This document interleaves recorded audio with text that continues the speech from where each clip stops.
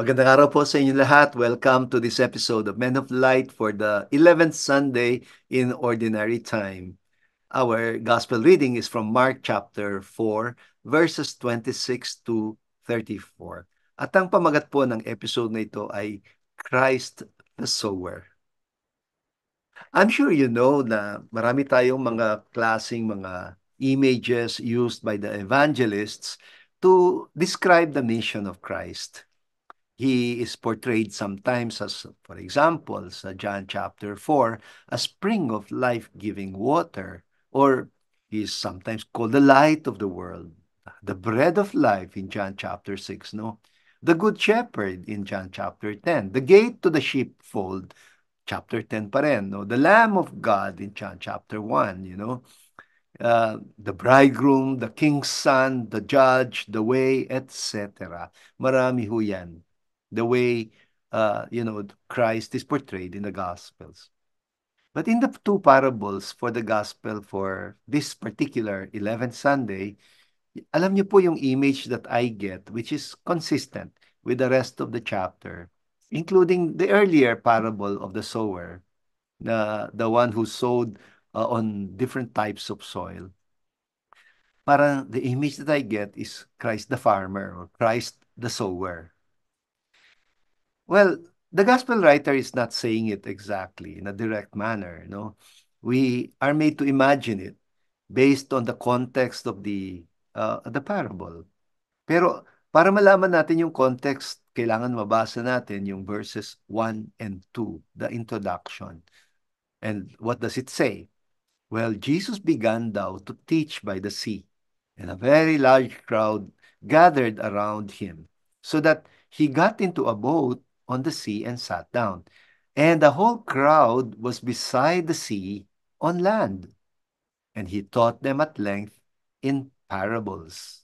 In short, he began to preach the word of God to the people who were gathered by the lake shore. Well, later, doon sa interpretation part, sasabihin niya, the sower is the one who sows the word.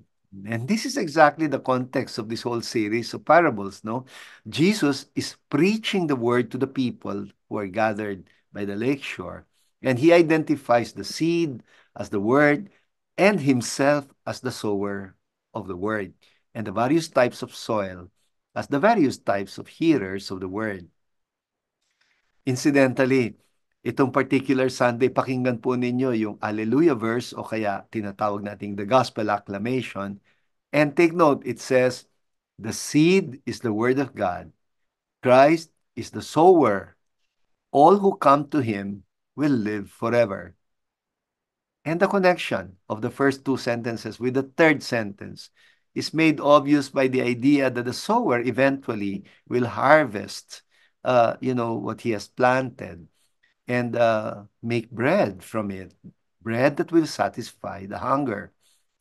Well, since the wheat grains are supposed to be God's word, and God's word brings about eternal life, then to partake of this bread is to partake of eternal life. So, magkakaroon po ng tatlong bahagi itong ating kwentuhan dito sa episode na ito ng Men of Light.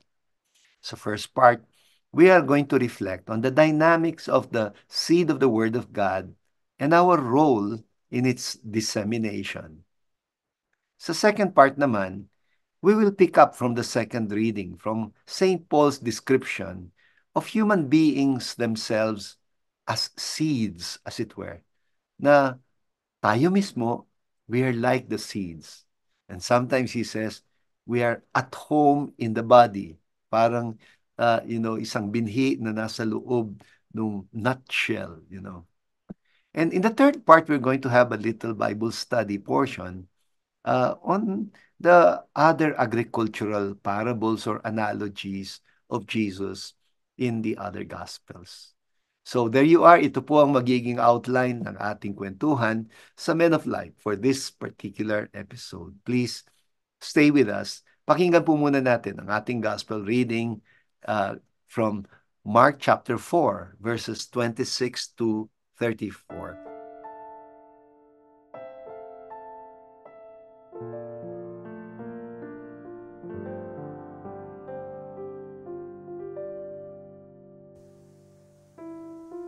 Pagbasa mula sa Ebanghelyo ayon kay San Marcos. Noong panahong iyon, sinabi ni Jesus sa mga tao, "Ang paghahari ng Diyos ay maitutulad sa isang naghahasik ng binhi sa kanyang bukid.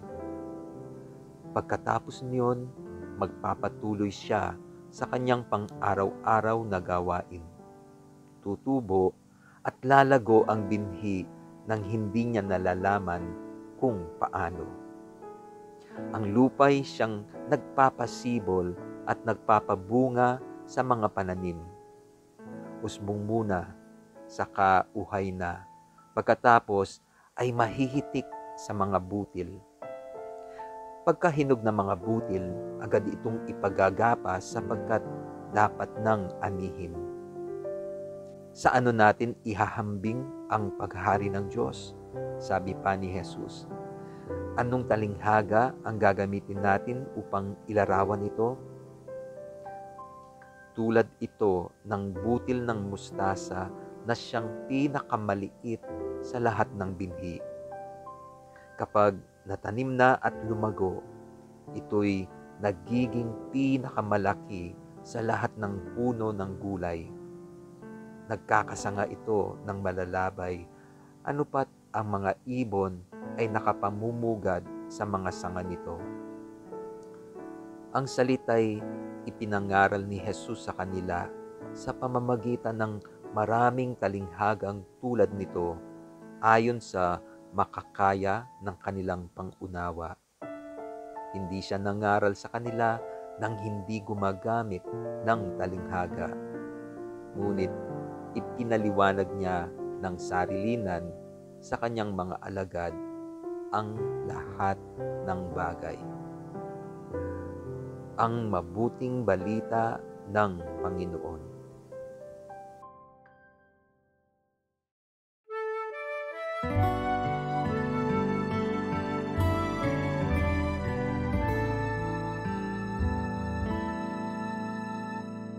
Kayo po ay nanonood ng Men of Light at ito po ang ating episode for the 11th Sunday in Ordinary Time. Ang ating pong gospel reading na narinig ay Mark 4:26 to 34 at ang pamagat ng episode na ito ay Christ the Sower. Ito po si Bishop Ambo David mula dito sa Diocese of Caloocan. Kamusta po kayo? Ito po si Father Deo Galang. Galing po ako sa Archdiocese of San Fernando, Pampanga. Nasa parokya po ako sa Holy Cross Parish, Hapambat. At ito po si Brother Joey Angeles from Angeles City. Glad for you to join us. Okay, sa first round nitong ating discussion, we're going to focus our attention on that part of the gospel where the evangelist says the seed of its own accord or by itself begins to sprout and grow, meaning there is not much that the farmer has to do. After scattering the seed, he can actually sleep and rise night and day, and through it all, the seed is in a movement. It would sprout and grow by itself. Napaka-importante nung term na yon, by itself. Para bang the farmer is, after a while, after having done his part, he stops working and he just has to observe what is happening to it without his knowing exactly how it happens. And then, of course, now, i-apply natin ito kay God na parang ganoon din ang dynamic ng sowing the seed of the word. Hindi natin dapat i-overdo yung ating papel, no? Baka kasi OA naman tayo up to a point we forget that the real farmer is God, no? And that we are mere participants in the dissemination of the seed of the word of God. No, he is the real protagonist, hindi tayo. Minsan, Bishop, mayroong farmer, meron po siyang very special seedlings. Mahal po yung seedling niya. At saka yung corn na special na corn. Malalaki po yung ear. Nagtaka yung pamilya niya, binigyan ng special seeds yung kapitbahay nilang mga farmers na simple lang yung mga corn nila, yung local lang. Hindi imported o hindi special. Sabi ng anak niya, Dad, why did you give special seedlings to our neighbor farmers? Eh sa atin yan, para solo natin yung variety. Special, magiging mura. Sabi, Tatay, Bishop, hindi, sabi niya. Because when we plant these seeds, they will be pollinated by the bees, the butterflies, the birds from the other farms. Kaya dapat pare-pareho tayo, kundi yung tutulong sa paglaki ng mga bulaklak, mga corn, ating tinanim, kasama ng mga birds and the bees and the butterflies. So, dapat yung farmers na sa kapitbahay natin, pare-pareho yung seedling, sabi niya. And I realized that that's true yung sinasabi mo, Bishop. There are things beyond us. Hindi natin pwedeng bakuran ang ating pinagpapaguran. There are elements sent by God to make sure the pollination, the spreading of the flowers and the seeds is far beyond our efforts. Yes, oh, that's true, Father Deo. Kaya siguro we have that term ecosystem, di ba? Yeah, we're only a part of a large system, and something may go wrong if other parts of this ecosystem are hurt, no? Yes, Brother Joey. Yeah. Bishop, in the outline that you sent, you related our topic today with what Saint Paul said in the second reading, that we walk by faith, not by sight. Not everything is actually seen, or at least seen immediately, di ba? Especially now, we live in a world that mostly believes in what you see is what you get. We trust our eyes to reveal what is real and what is true. Why? Maybe because it is easier and more efficient. It assumes that life is limited to physical and tangible realities. But it is like skimming across the surface of life. Kumbaga mababaw. More so, it makes us the final interpreter and arbiter of life.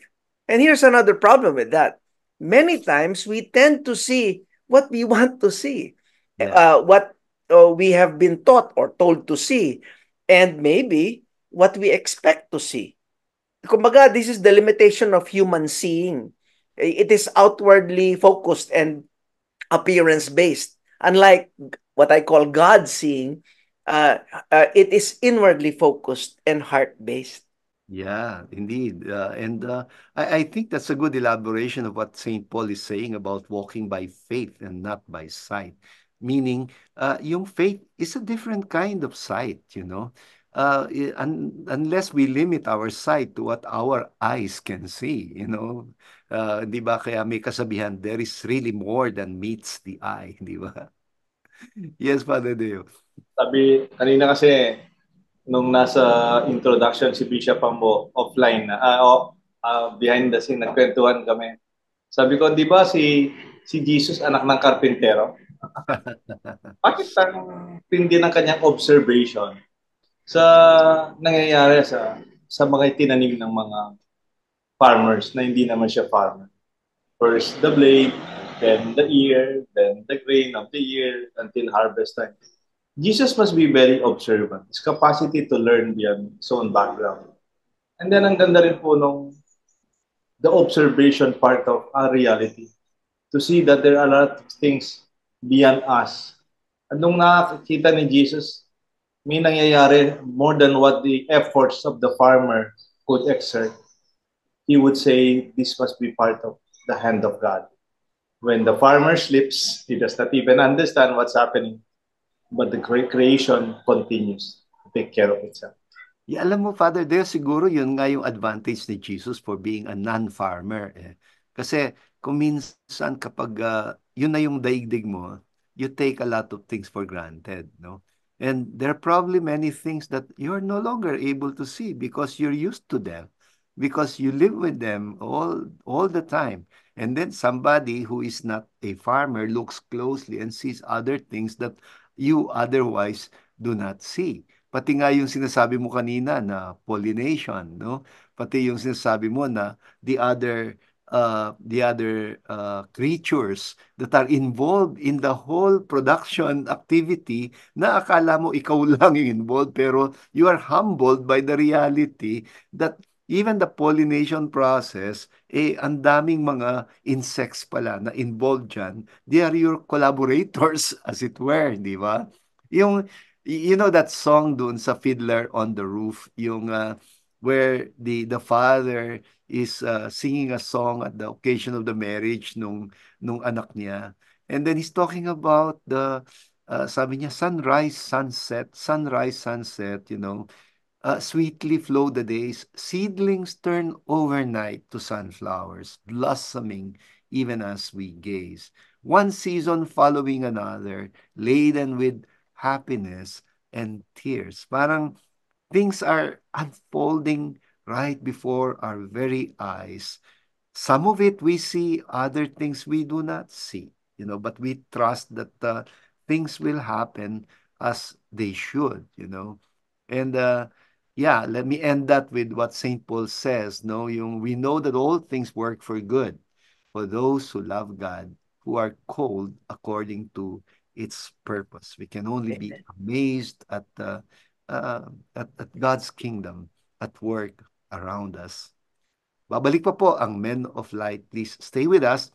At sa second part, we're going to sort of refocus our attention to ourselves, as it were, as seeds, the word in a nutshell.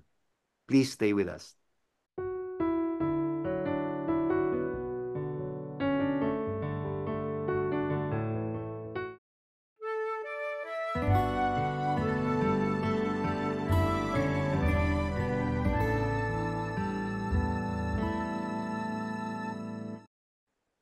Thank you very much for staying with us sa Men of Light. Kayo po ay nanonood pa rin ng aming episode for the 11th Sunday in Ordinary Time. Ang gospel reading natin is Mark chapter 4, 26 to 34.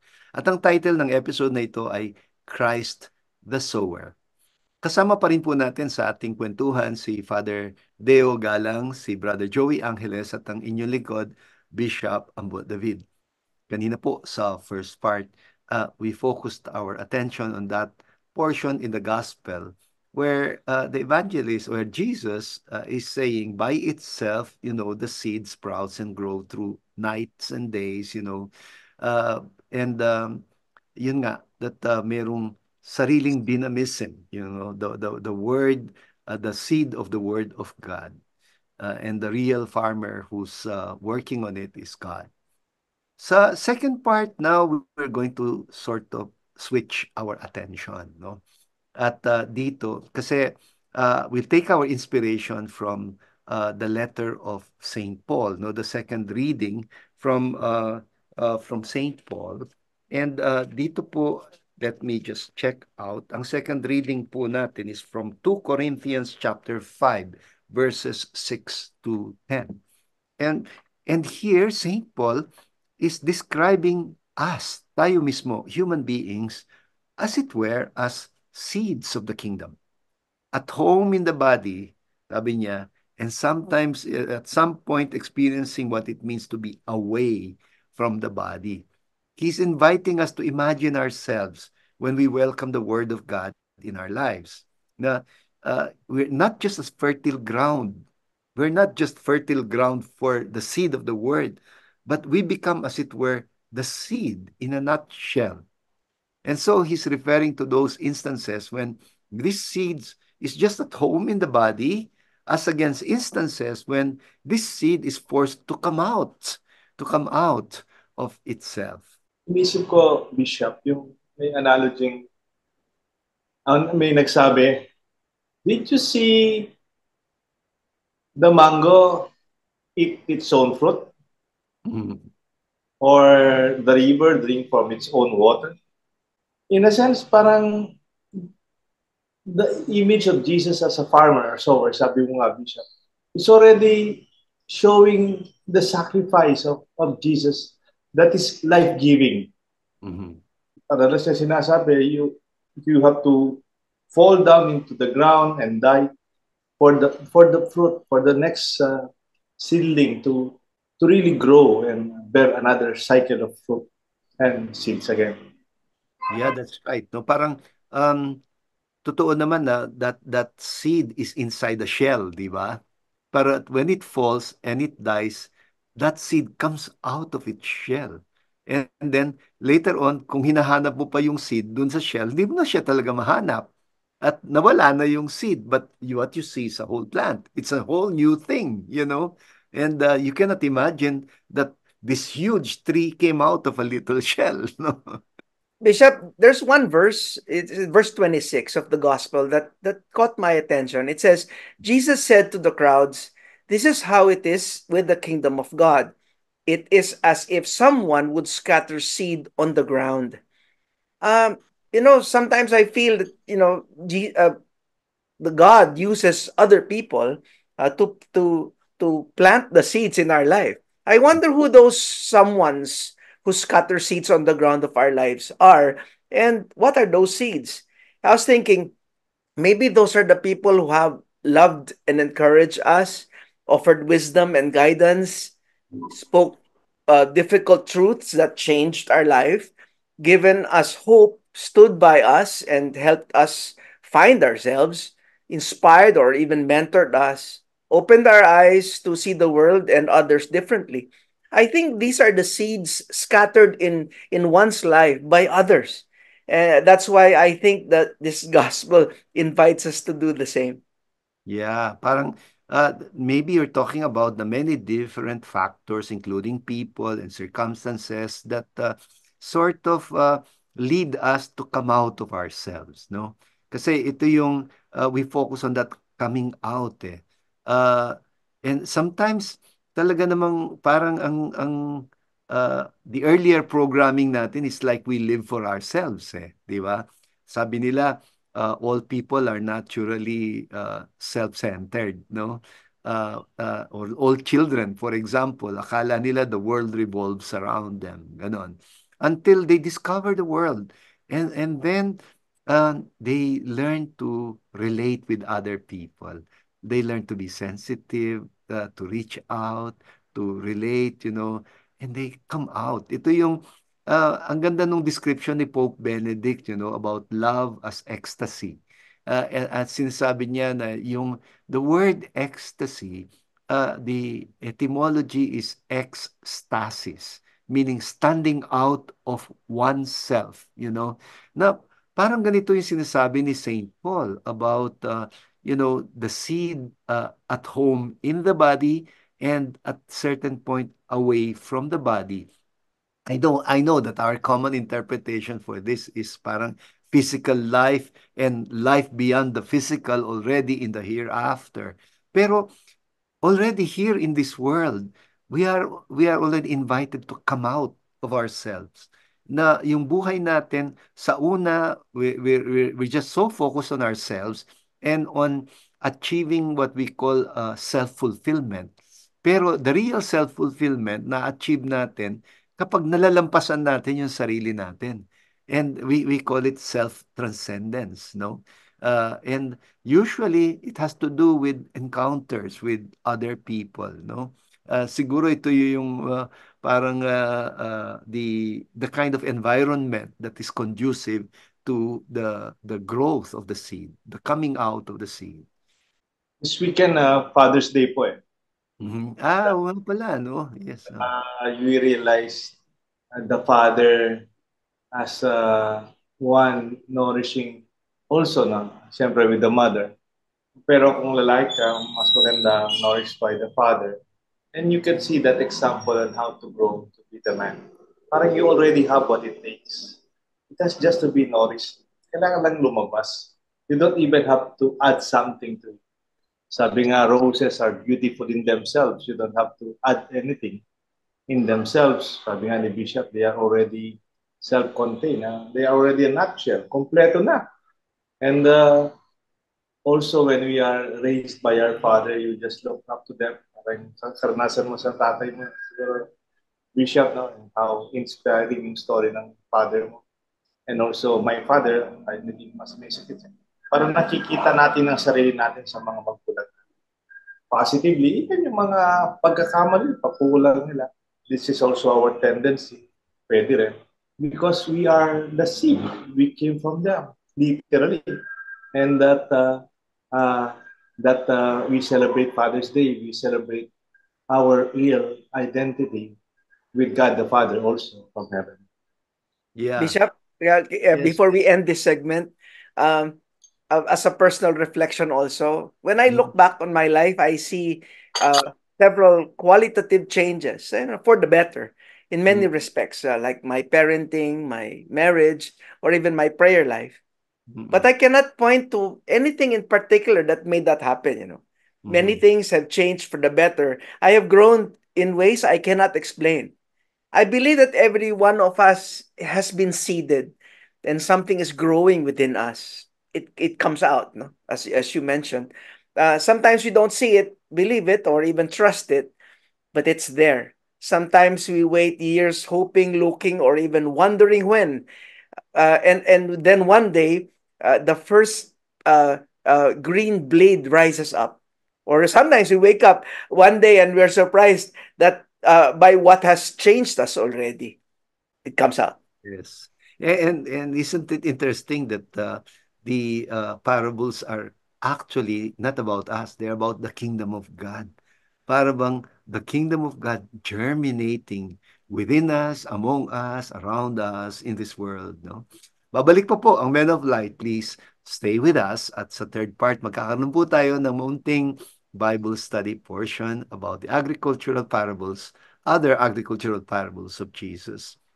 Please stay with us.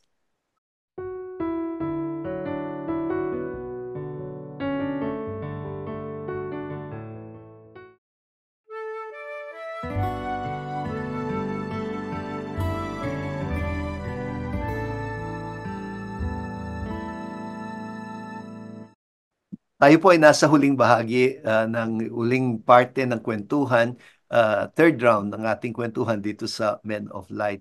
And we're going to do a little bit of a Bible study portion dito.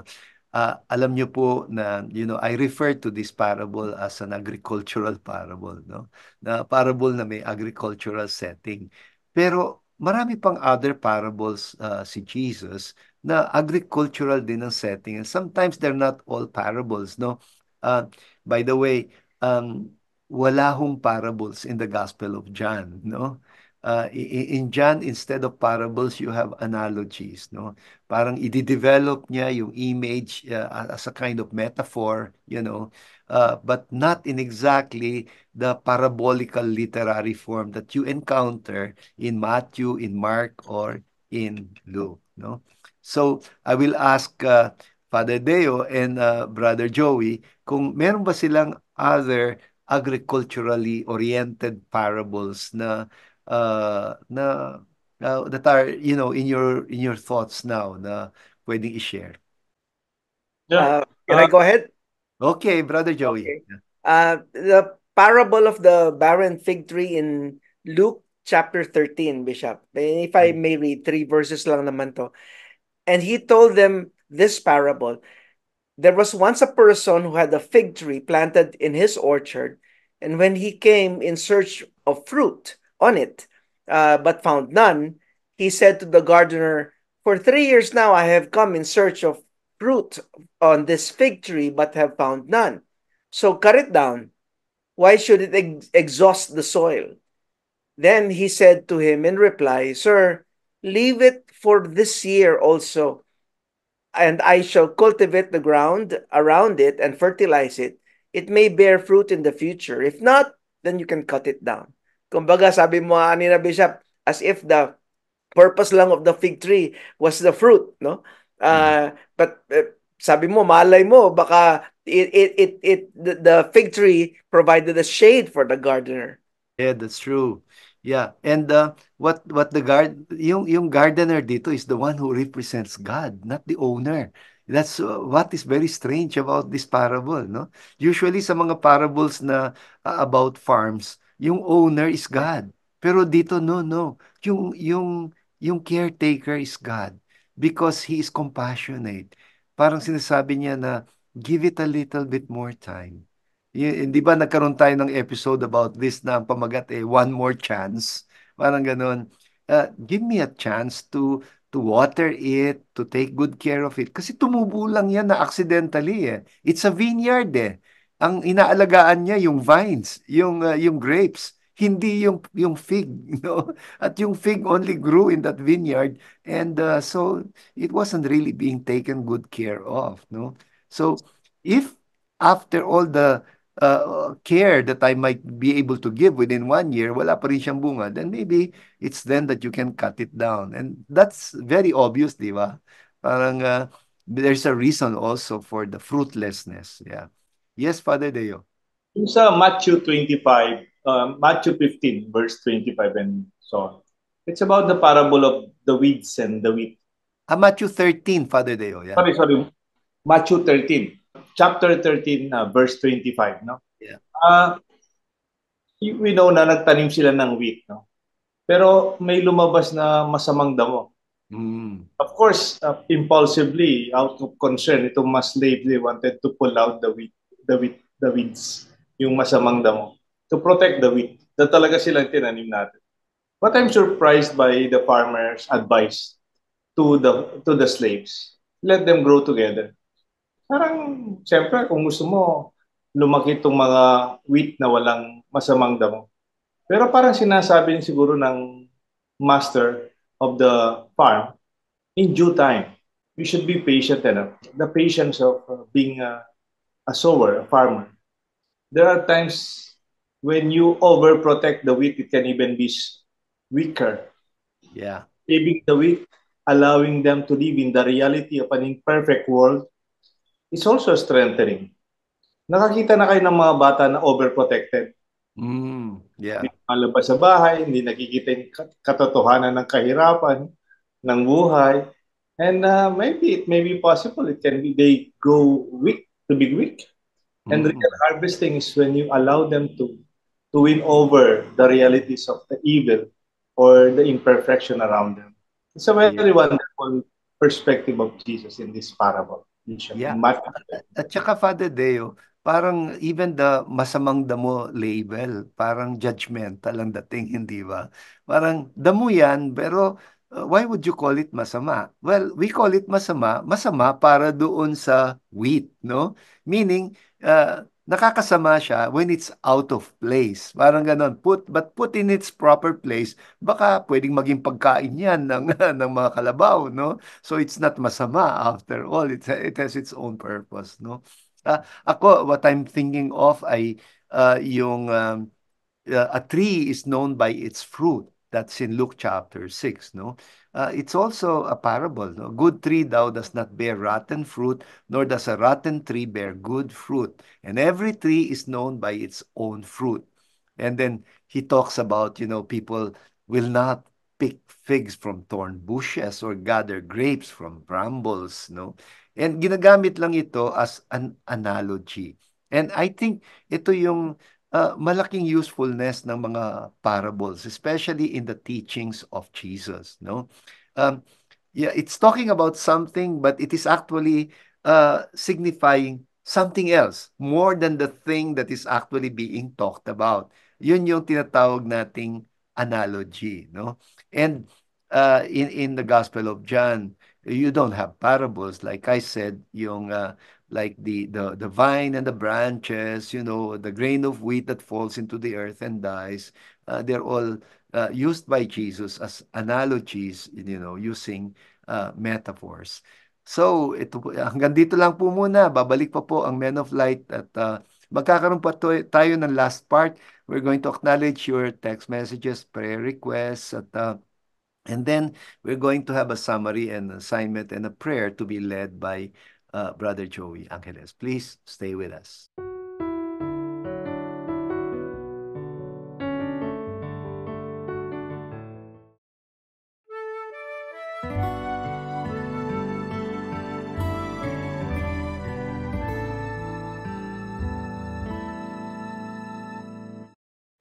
Nasa last part na po tayo itong ating kwentuhan dito sa Men of Light. Kasama pa rin po natin si Father Deo Galang, Brother Joey Angeles, at ang inyong lingkod, Bishop Ambo David. And now we're going to start by acknowledging yung mga text messages, at mga prayer request ninyo at mga comments sa YouTube and Facebook. I'd like to start immediately with a few comments dito po sa Facebook. Ano po? Well, the first one is from Dora Lopez. Ang sabi niya, "Thank you, Judge Jovay Rosario, for your simple but striking reflection on today's gospel.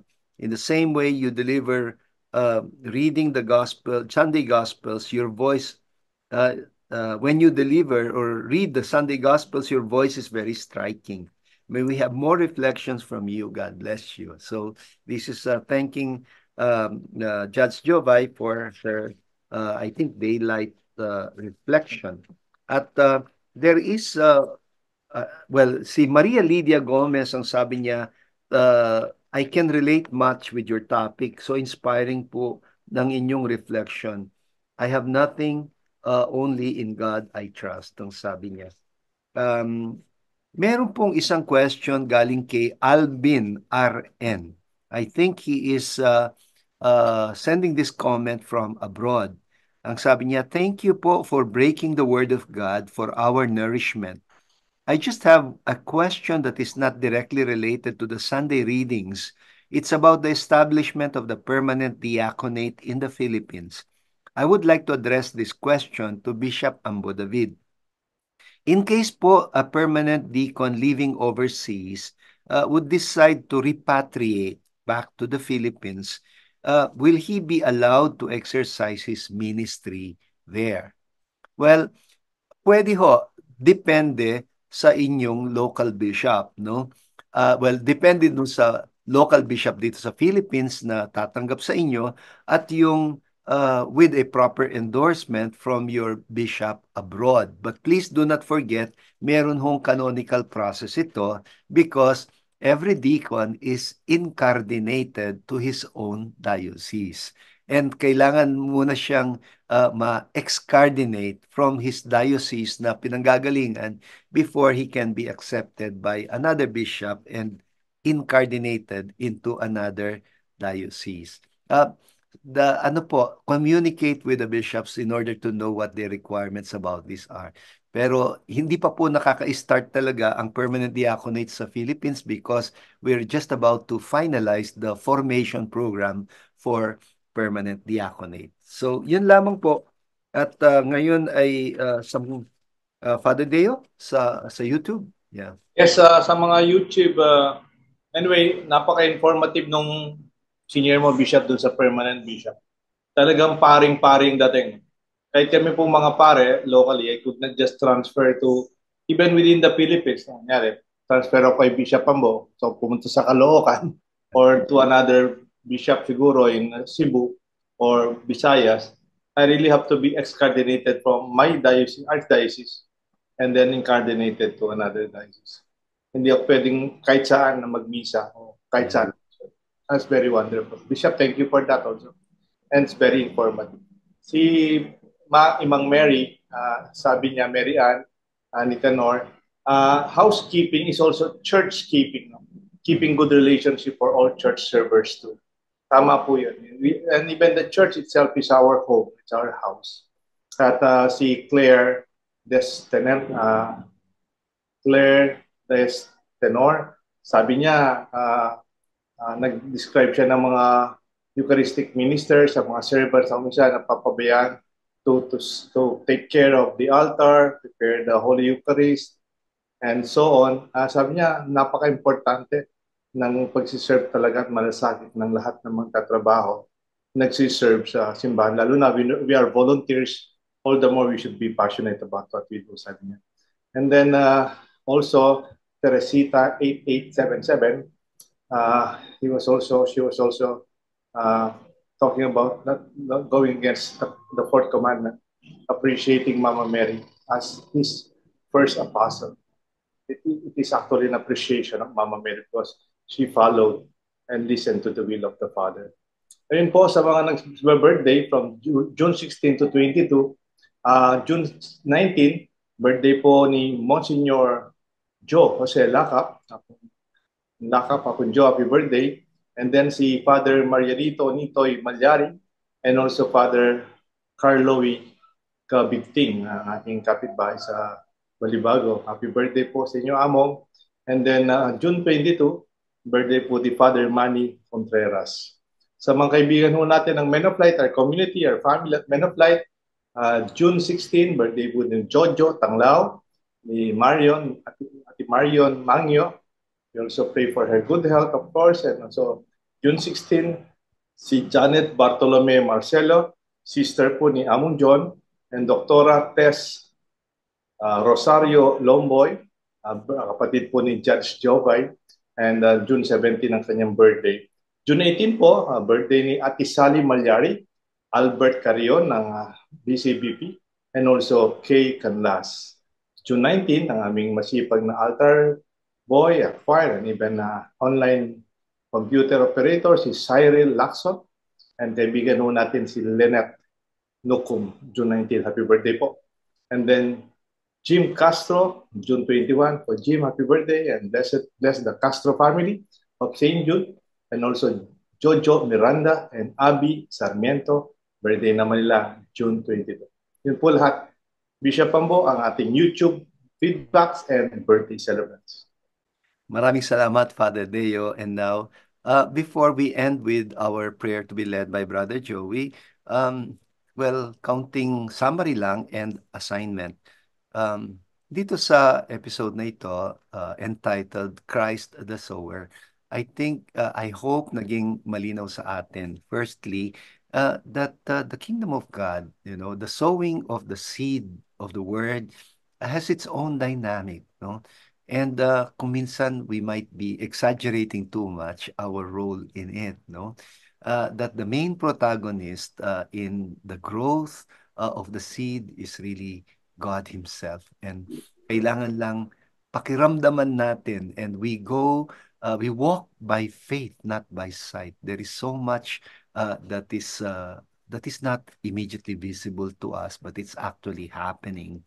And the second part po, we spoke about ourselves as seeds, na po. Seeds in a nutshell that are invited to come out of the self. Kasi we're closed into ourselves at the start until, we are planted, as it were, and we are made to fall and to experience the germination, So, yun po ang ating summary. And assignment, ito po yung assignment natin for this episode. Would you please take time to observe nature at work? To watch up close, for example, a bee that is at work on a flower that is just beginning to blossom, like the lemon blossoms, which are very, very fragrant. And sometimes some of the flowers might be getting wilted already and giving way already to the fruit. And that's another process altogether. And we gain so much wisdom just by observing nature up close. So, ngayon po magtatapos tayo sa isang panalangin to be led by Brother Joey Angeles. Let us place ourselves in a disposition of prayer. In the name of the Father, and of the Son, and of the Holy Spirit. Amen. Heavenly Father, as I reflect on the parable of the growing seed, I am reminded of the mysterious and gentle ways you work within my life.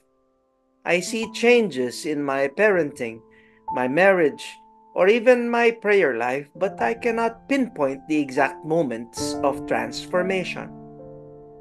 These changes have occurred quietly, like seeds growing in the soil, unseen and unnoticed, until they sprout and flourish.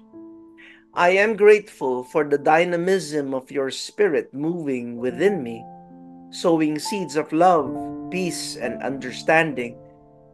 Thank you for the people who have scattered seeds in my life, those who have loved me, offered wisdom, spoken truths, and stood by me in difficult times.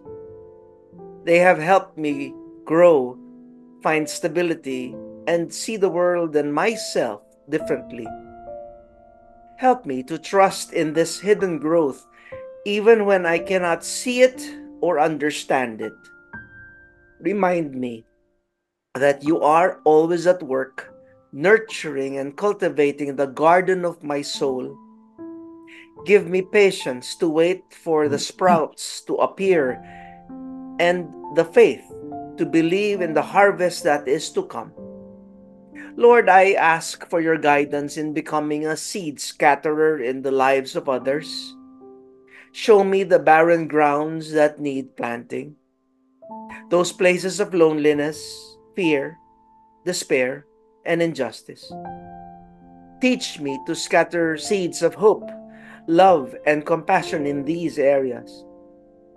May my actions, words, and presence bring life and growth to those around me. Open my eyes to see the new growth in my life. Help me to recognize and nurture the tender shoots of faith, compassion, and vision that are emerging. Show me where to tend my garden and to nurture and how to nurture its blossoms. Fill my life with the colors and fragrances of your grace and guide me to grow in ways that reflect your love and purpose. Thank you, Lord, for the hidden work you are doing within me. Help me to be a faithful participant in this process, scattering seeds and nurturing growth in myself and others. May my life be a testament to your power and presence, ever growing towards the fullness of your kingdom. And I ask this through my Lord Jesus Christ, your Son, who lives and reigns with you in the unity of the Holy Spirit, God, forever and ever. Amen. Amen. The Lord be with you. And with your Lord's spirit. May the blessings of Almighty God rest upon you and your family, the Father, and the Son, and the Holy Spirit. Amen. Amen. Thank you very much, Brother Joey, for that beautiful prayer. While you were praying, I realized how versatile the parables of Jesus are. Nang pwedeng i-apply yung, we can identify with the sower or the seed or the ground, and it still makes a lot of sense. Thank you also, Father Deo, for the rich insights that we have contributed to this episode. At Thank you then, Father John, for always faithfully working in the background as our director. At dito po nagtatapos itong episode na ito ng Men of Light. Dito po si Bishop Ambo David. Hanggang sa muli. Ito po si Father Deo Galang. God bless you. May you enjoy a happy Sunday this coming weekend. At ito po si Brother Joey Angeles. Shine the light of Jesus.